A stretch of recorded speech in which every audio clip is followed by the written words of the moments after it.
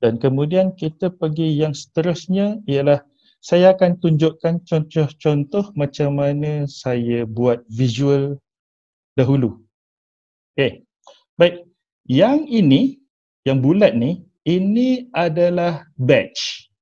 Alah, yang butang semat kat dada tu ataupun dekat tepi sinilah ataupun biasanya dua tempat tu lah. Saya tak minat sebenarnya dengan badge ni sebab bagi saya benda ni dia jadi souvenir nanti duduk kat rumah. Orang tak pakai. Tapi tempat kerja saya minat dengan benda lah ni. So, lasah je lah. Okay.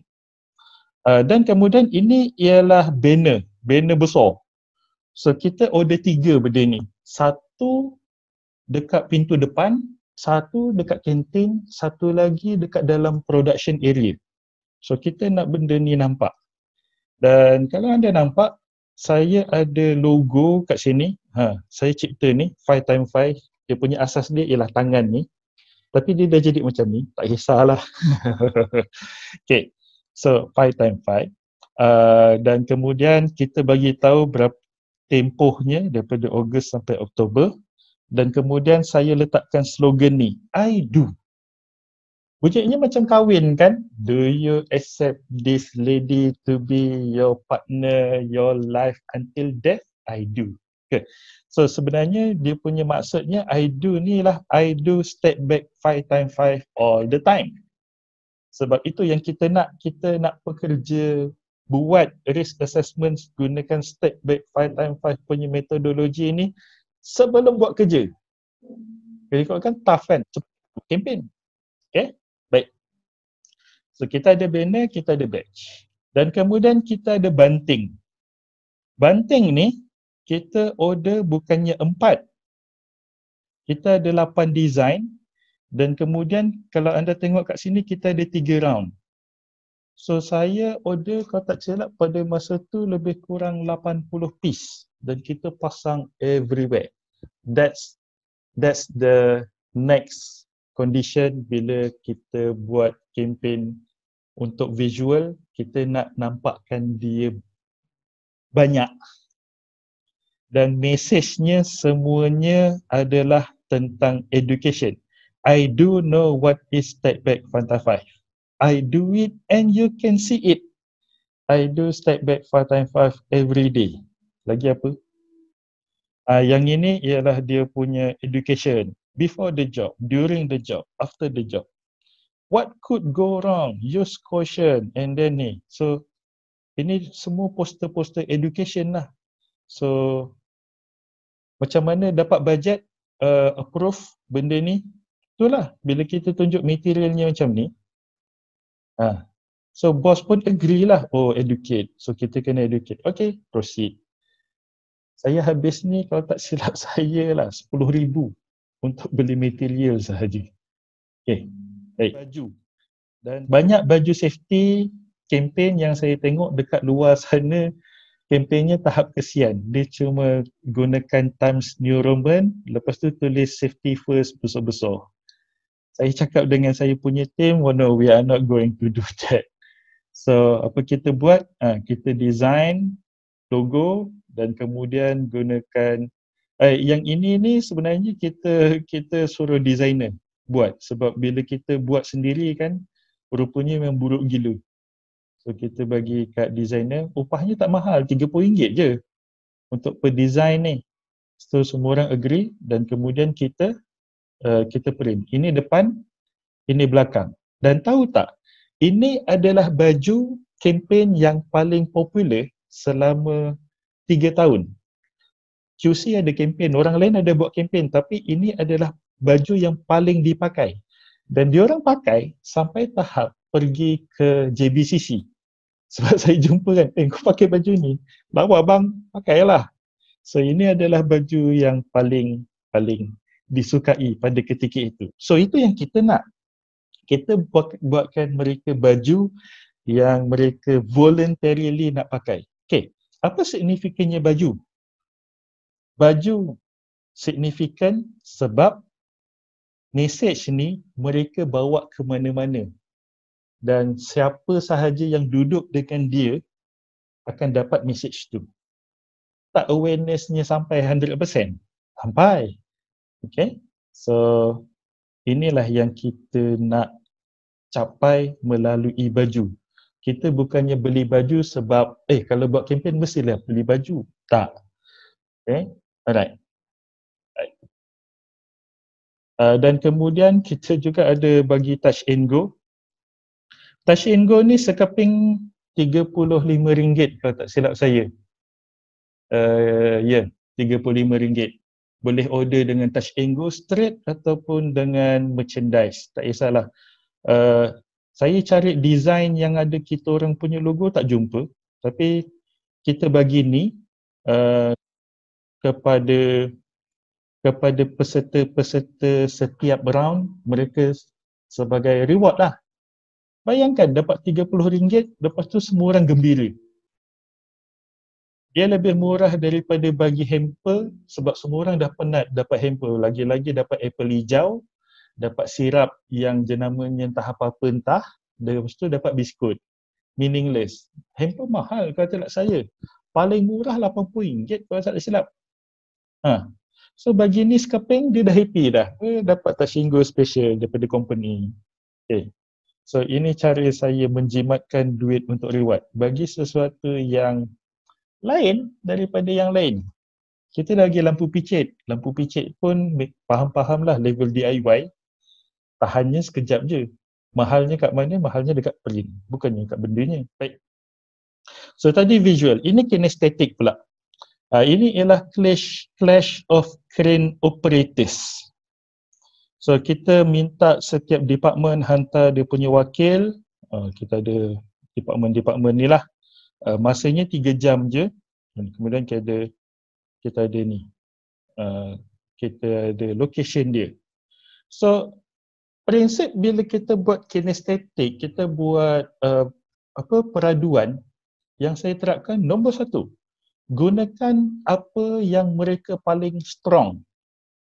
Mereka paling pandai.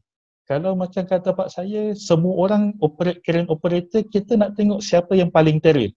Dan yang paling terror mestilah menepati kriteria-kriteria yang kita tetapkan. Kat situlah educationnya. Okay. So, contohnya kalau kita buat untuk welder, so kita buat untuk welding yang paling handal. So, kita letaklah dia punya safety elementnya semua sekali lah. Okay. So, yang kita perlukan dekat sini, macam mana saya jimatkan kos kat sini, tong drum banyak dekat belakang, saya ambil, kemudian susun, kemudian kat sini ini ialah barrier. So, barrier ni kita pinjam dengan welding department punya, pinjam 2 biji, supaya orang ni tak nampak mana barang tu jalan dan dia kena gunakan walkie-talkie untuk berkomunikasi dengan signalman dia kat sini. Setiap checkpoint pakai barang, pakai pallet. Pallet pun warehouse banyak, pinjam je 1, 2, 3, 4, pinjam 4. Lifting gear semua dah ada. Lepas tu yang lain ini pakai cone saja nak menyusahkan orang dan kemudian tetapkanlah laluannya. So prinsip dia ialah nak tentukan pemenang, kita kena bagi dia susah untuk benda yang dia biasa buat. Kita tengok siapa yang ni. Masa itulah benda yang tak sangka banyak berlaku. Tiba-tiba menggigil kan, tekan button tu apa pasal tak jalan-jalan. Lepas tu tengok lah, awak tekan tak kuat bro, first time bawa crane ke? Padahal dia punya experience dah 8 tahun kan. Masa tu lah. Masa tu datang seronoknya. Seronoknya dengan dengan memberi cabaran-cabaran secara verbal kepada dia. Masa tu lah dia marah, diamlah kau and so on. Tapi ceritanya yang ini ni kita gunakan apa yang ada, zero cost. Costnya cuma dekat ni je lah, dekat hadiah. Dekat hadiah. Yang lain-lain semuanya barang yang dah sedia ada. Okay?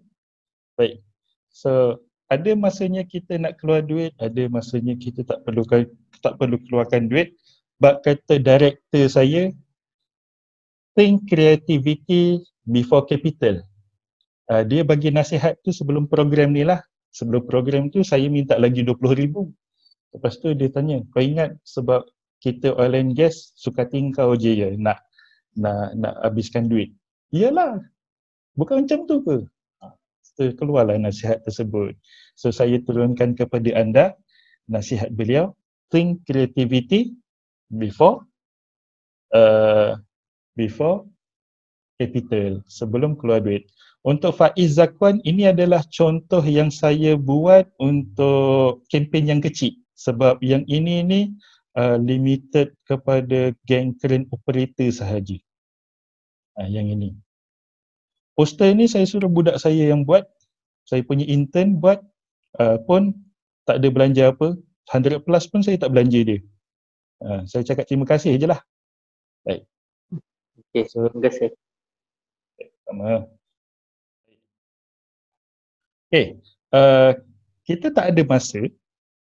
Dah 2.57.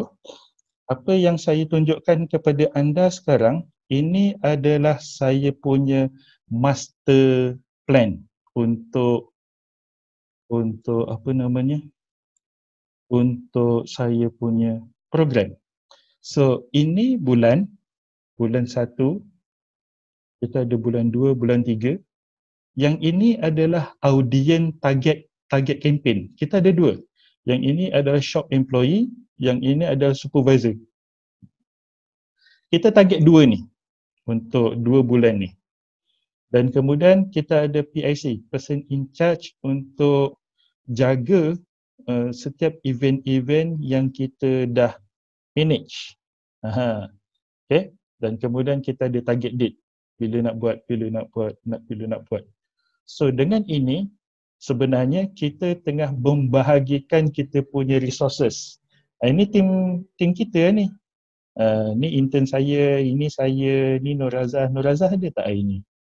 Nampak dia daftar hari ni. Okay. Lepas tu, ni ada Matas, kita punya nurse. Ni semua tim kita. So dengan itu kita clear siapa punya turn, apa persediaan nak buat, dan kita lebih seronok sebab kita tak stres. Okay. Alright. So, ya. Baik. Okay. End of presentation. Soalan kepada saya. Ada soalan, saya nak tanya siapa tadi yang tanya pasal bajet tadi? Siapa yang tanya pasal bajet tadi?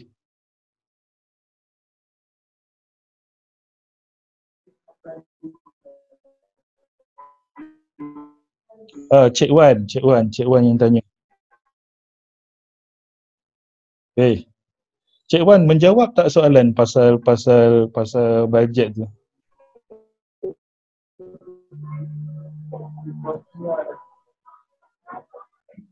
Sorry, tak dengar. Saya stop share sekejap.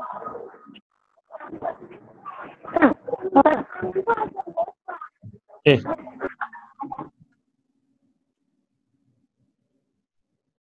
Soalan tadi daripada Tan Izzuddin. Ada tak idea untuk measure sustainability goal? Apa maksud sustainability tu ya? Boleh on microphone? Tan Izzuddin. Apa maksud sustainability tu? Saya kurang jelas apa maksud. Bila dah sedia. Assalamualaikum Coach. Salam. Sorry, saya first time on guna phone, jadi macam pelik sikit setting dia. Okay. Maksud saya, sebab sekarang ni kan ada yang UN buat sustainability goals yang saya rasa sampai 27 kot. Jadi banyak corporate company macam Petronas, saya tengok report dia pun yang dia buat lah, dia pilih daripada 27 tu adalah goal untuk energy, water. Contoh paling mudahnya macam sekarang kan, bil elektrik naik. Jadi saya cuba nak buat awareness, tapi bila saya submit dekat management, dia kata give me measurable target. Sudah.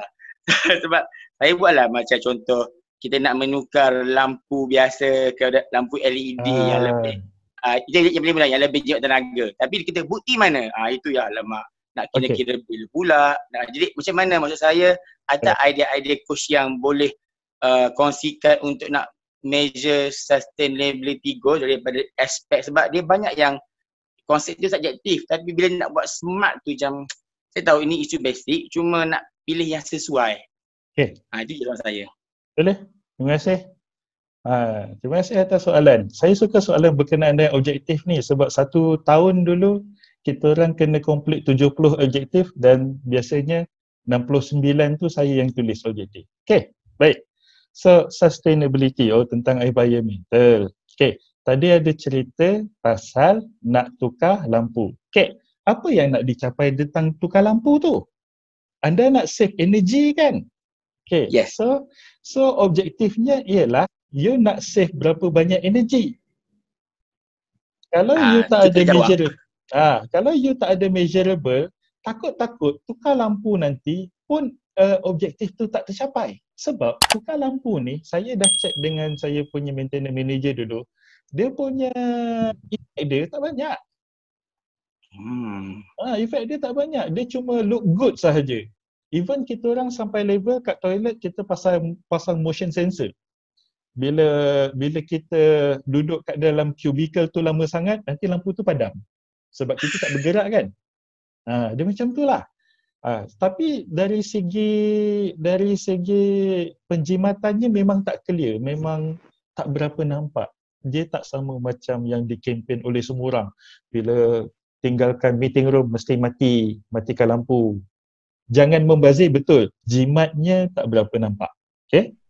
So anda cadangan saya kepada tuan ialah untuk clearkan penjimatan tu berapa banyak. Maksudnya kita kena set biar nampak macam penjimatan tu ada signifikan, betul tak? Yes, barulah bos nampak, kita nak jimat segini. So berapa kena keluar duit, barulah dia boleh timbang. Kalau kita keluar 10,000 untuk save 1 juta, mau dia tak keluar duit. Betul-betul. Kan? So bila set objektif ni, bincang dengan tim electrician, tim maintenance, tanya diorang, is it workable? Dan kemudian maksudnya kalau office saya di bangunan office, saya kena tanya maintenance yang jaga maintenance guide yang jaga office tu sebab dia lebih tahu kan. Sebab saya rasa kalau kita kira perbandingan elektrik ke sekarang ni, ada yang orang bil mahal, ada orang yang bil murah. Itu atas bil, tapi atas penggunaan tu saya rasa technician lebih tahu. Jadi saya kena berjumpa dengan mereka lah untuk minta input. Nombor 2, tanya account. Berapa banyak kita bayar setiap bulan. Betul sebab itu pasti. Thank you Gosh. Sama. Alright. Baik.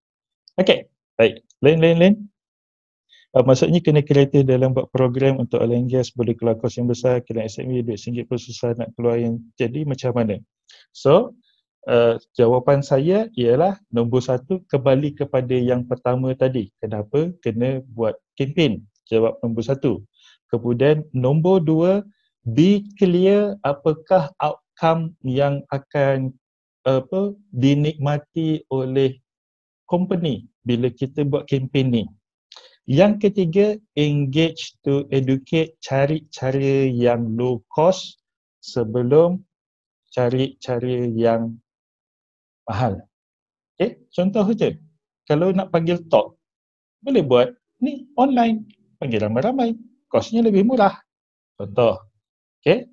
Alright. So dia punya proses sentiasa itu.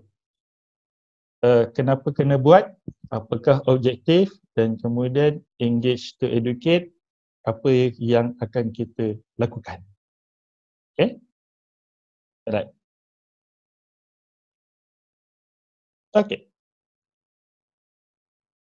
Kalau nak dapatkan idea lebih banyak, kita boleh PM, nanti saya fikirkan. Kita banyak, walaupun oil and gas dulu, kita merasa masa harga minyak jatuh sebenarnya beberapa tahun lebih awal daripada yang dia actual jatuh. So kita orang punya bajet pun kena potong. So saya boleh share apa yang saya tahu. Yang pastinya mesin photostat, mesin laminate tu memang jadi panas lah selalu. Alright. tahun pertama kempen berjaya keuntungan. Oh, baik. Baik. Ya, tahniah kembali kepada Cik Wan.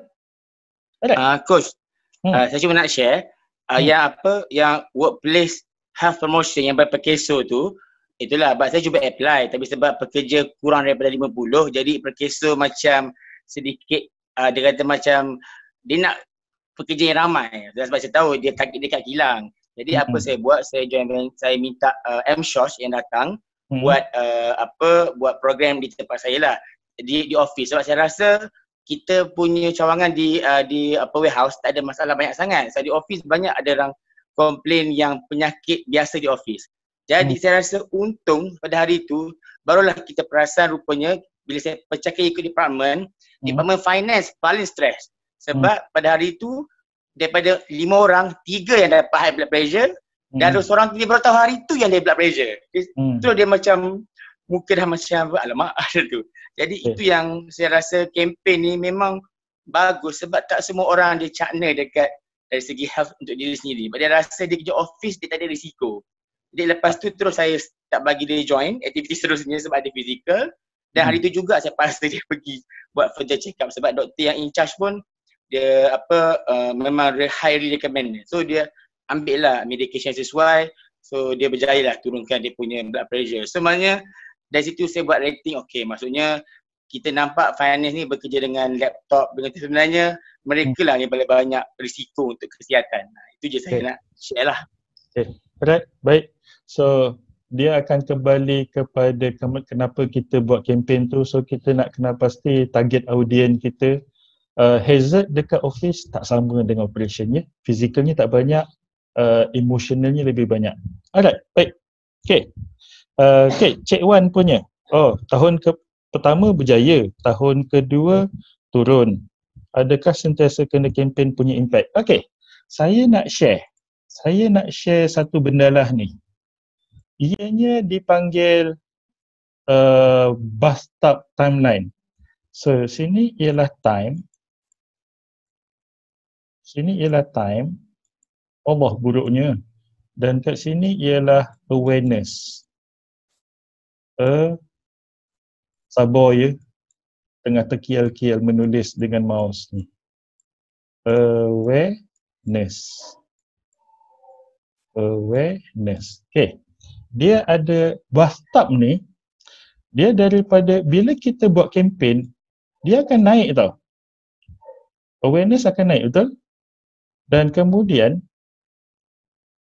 dari selepas beberapa masa dia akan turun semula. Dan dia akan turun dan kemudian bila berlaku sesuatu event, contohnya accident,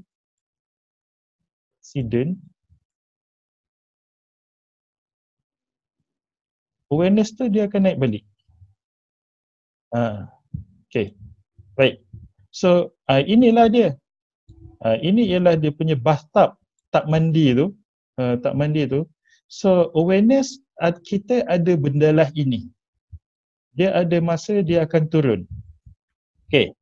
Ceritanya daripada kita tunggu accident untuk increasekan awareness, kan baik kita gantikan dengan kempen.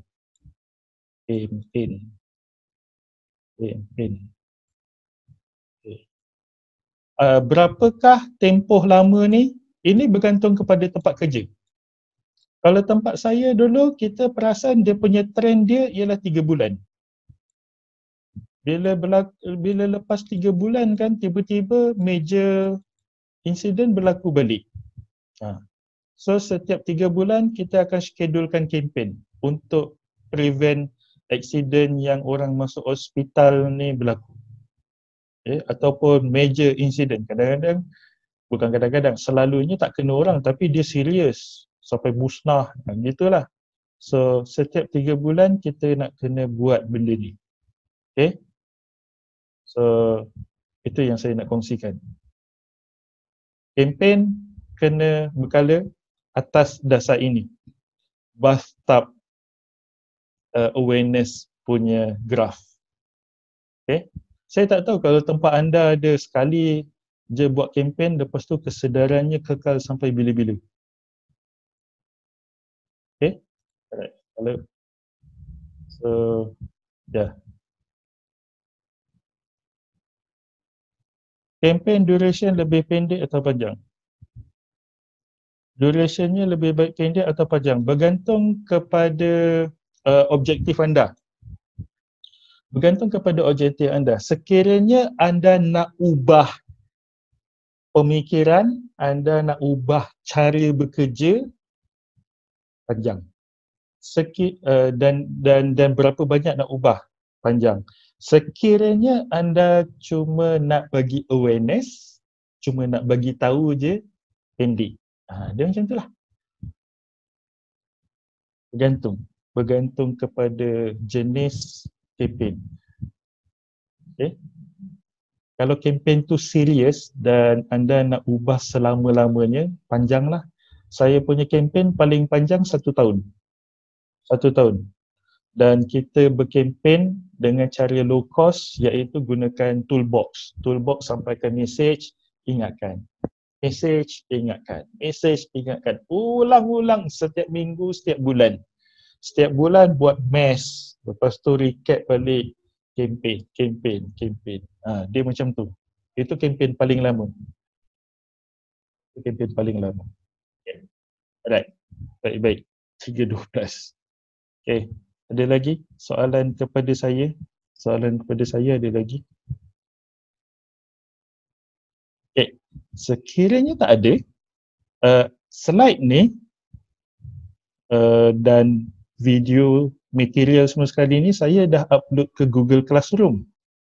Anda sepatutnya dapat satu email daripada saya pagi tadi untuk akses ke Google Classroom. Kalau tak dapat, macam ni nak buat? Kalau tak dapat, pergi ke Facebook saya, PM saya.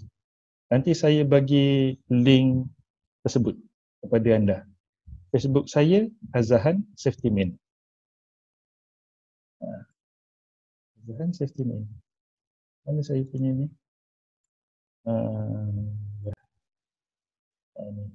Oh. So pergi ke situ. Okay. Anda boleh dapat slide ni, anda boleh dapat video dan beberapa perkara lagi. Baik. Okay. Sebelum kita berpisah, nak tanya, ada belajar sesuatu hari ni? Ada? Sekiranya ada, tuliskan satu perkara paling penting bagi diri anda yang anda pelajari hari ini di group chat.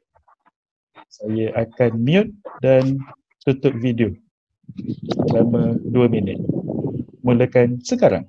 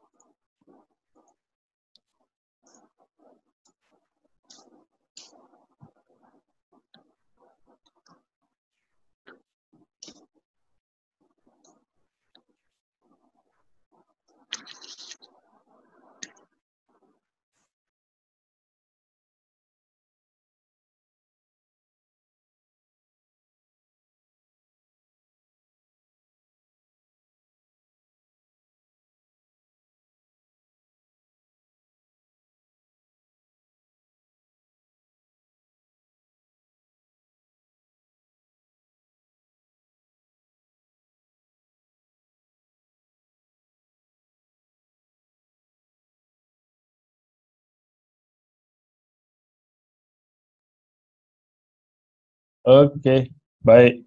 Terima kasih atas feedback yang diberikan.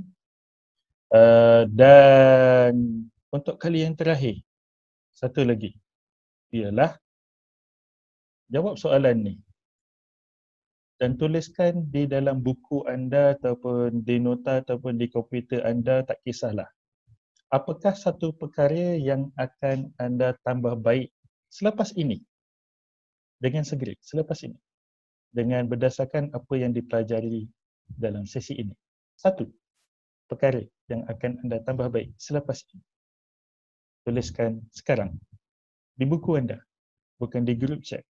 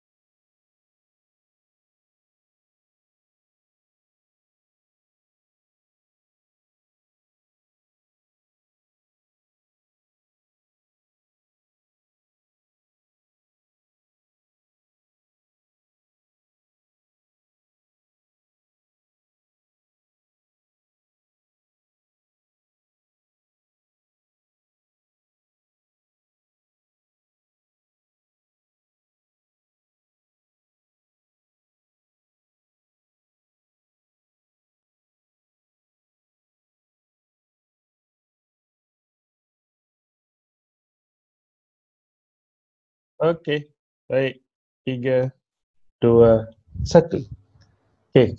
Dengan itu tamatlah program kita untuk hari ini. Terima kasih kerana sudi berseronok dengan saya selama sejam ini. Saya doakan anda semua sukses bina kempen yang berkesan di tempat kerja anda. Okey. So, minta maaf atas lawak-lawak yang tak kelakar. Saya halaikan saya yang kongsikan dan minta anda pun begitu juga. Alright. Terima kasih Coach. Sama-sama. So, jumpa lagi dalam sesi yang seterusnya. Assalamualaikum warahmatullahi wabarakatuh. Waalaikumsalam. Salam sejahtera.